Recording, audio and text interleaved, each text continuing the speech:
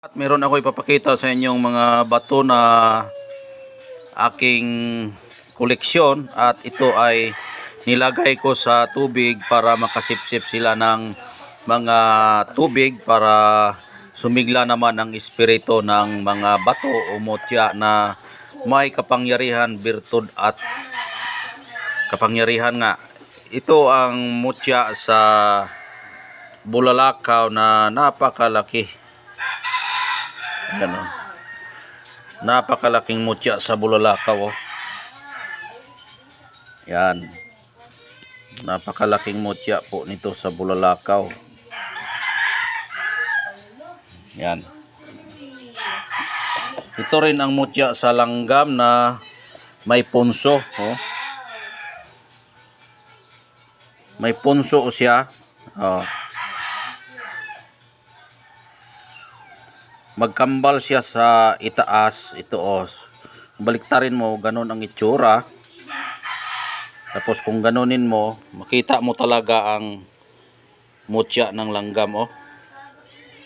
Yan, ito ang hari sa mga langgam na may-ari. Yan, magkakambal siya na mutya ng langgam, magkakambal. Yan, malaki kasi ito, ganyan kalaki. Ang haba niya ay 3 pulgada ang haba, tapos yung lapad niya ay 2 pulgada, 2 and 3 pulgada ang haba at ang lapad. Ayan po, ang kanyang birtud po ay mutya siya ng langgam. Nakuha ko po ito sa puno mismo ng labana. Ito, may ano siya, kung titingnan yung mabuti yung bato na magkakambal siya, oh. Magkakambal siya na bato. Kung titingnan yung mabuti, para siyang ulo ng diwindi, oh. Parang nagsombrero ng diwindi. Ayan, oh. Ayan, mayroon siyang gabay na diwindi ang may-ari sa bato na ito. Ayan, oh, mutya siya sa langgam. Na kukuha ko po ito sa puno ng labana. Meron kasing bahay ng labana diyan sa puno ng, may bahay na langgam diyan sa puno ng labana na tinitirhan ng mga langgam. Kaya ito po ang bato na aking ipapakita sa inyo. At hinukay ko po ito. Matagal na ito sa akin. Ngayon ko lang ipapakita sa inyo para din kayo makakita sa aking mutya ng langgam na parang ulo ng diwindi. Yan, magkadikit, magkakambal, pampaswerte talaga siya. Tapos ito rin ang kahoy na nagiging bato, na ang pangalan po sa kahoy nito ay balayong. Balayong ang pangalan sa kahoy, o kamagong.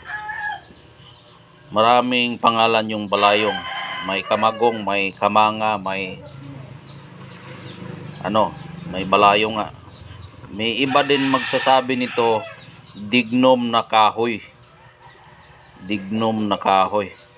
Yan. Ang gamit po nito ay pampakabal din ito. May halong gamot ito. Kapag ibabad mo ito sa tubig, yung tubig niya ay pwede mong ihalo sa garapa, sa paglalangis mo. Pwede mo rin ito igamot ang kanyang tubig. Iligo mo sa mga taong may sakit. Itong kanyang tubig, ito ipaligo mo yan. Ito, may bato din ako na parang balot, oh.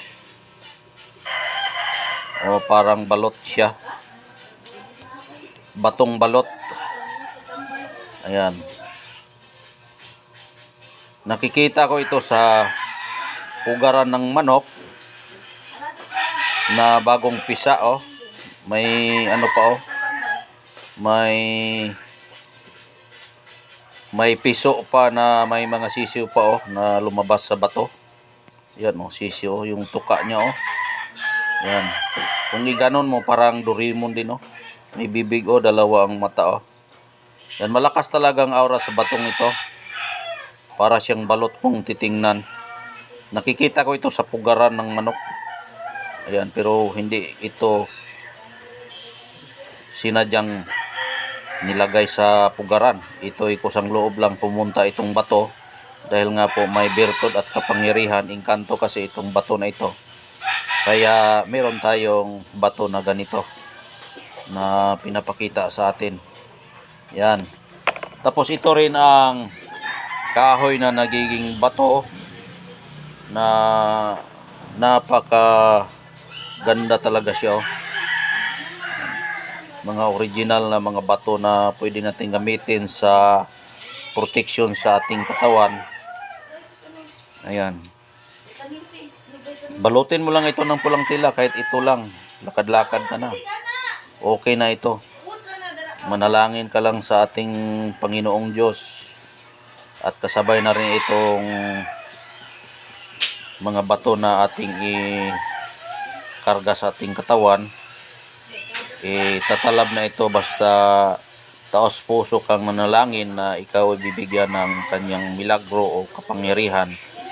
At sa iyong paniniwala ay tatalab ang mga bato o mutya na ating dinarasalan sa pamamagitan ng pangalan ng ating Panginoong Diyos.